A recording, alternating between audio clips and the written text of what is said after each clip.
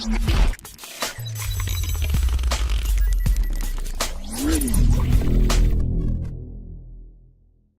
places to touch a woman and make her go crazy for you. Ladies, how are you today? Well, I really think that we can all agree on one thing.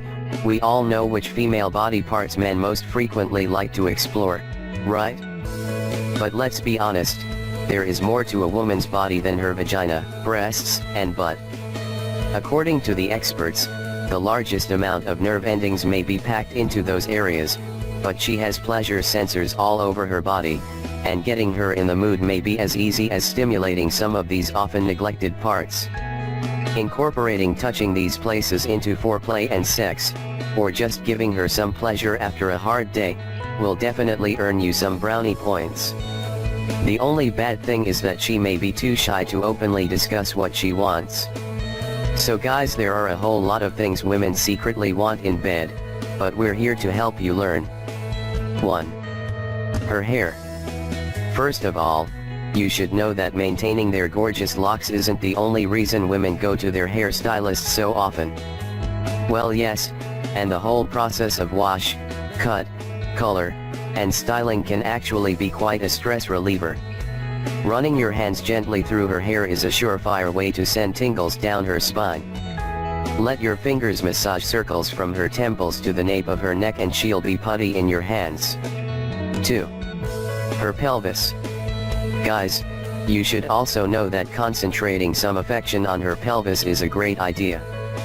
But however, you'll have to resist the urge to slip down to her vagina while you're so close.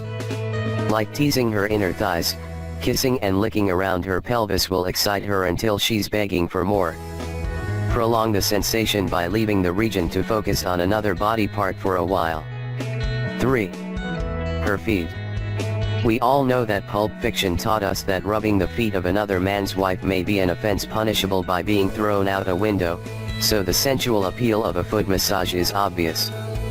But don't worry, because there are few better ways to help her relax than to give her feet a good rub, especially if her job requires her to be on them all day. Do it right and grab some massage oil or lotion. This is also very important for you to know. Don't forget to pay some attention to her toes, ankles, and the sides of her feet too. Some women really enjoy having their toes sucked, but others find it repulsive, so asking first is a good idea before putting them in your mouth. 4. Her earlobes. Did you know that touching, kissing, and even lightly biting the earlobes of your woman will up the bliss factor for her? How this works? Well, the experts say that these delicate, soft lobes are very sensitive, and most women thoroughly enjoy the sensation of having a man's lips on them. You can nibble around the outside of the rest of her ear as well, but for courtesy's sake avoid jamming your tongue inside her ear. 5. Her palms. We usually use our hands as tools to please our partners, but rarely we consider the pleasure potential of stimulating the hands themselves. Did you know that the palm of a woman's hand is an innocuous spot to focus a little attention on without making people around you uncomfortable? Tracing your finger along her palm will give her delightful shivers and make you appear sensitive and attentive. 6. Behind her knees. The area behind her knees is one that most men don't think of when trying to stimulate a woman. But you should know that this area is, in fact, quite sensitive. Gently caressing the back of the knee under her skirt while the two of you are in a public place will make her ready to get busy once you get home.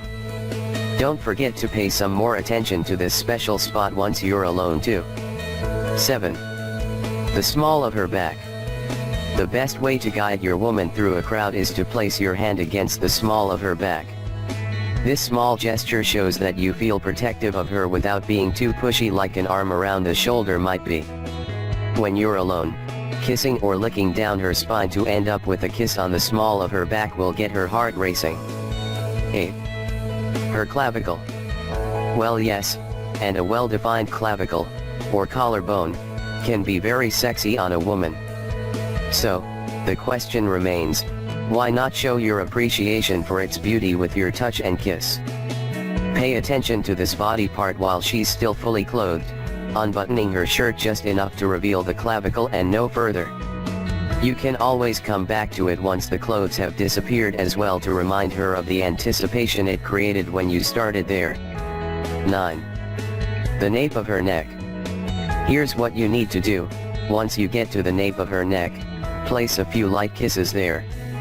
In ancient Japan, the back of a woman's neck was seen as very attractive by men since it was one of the few places not covered by clothing.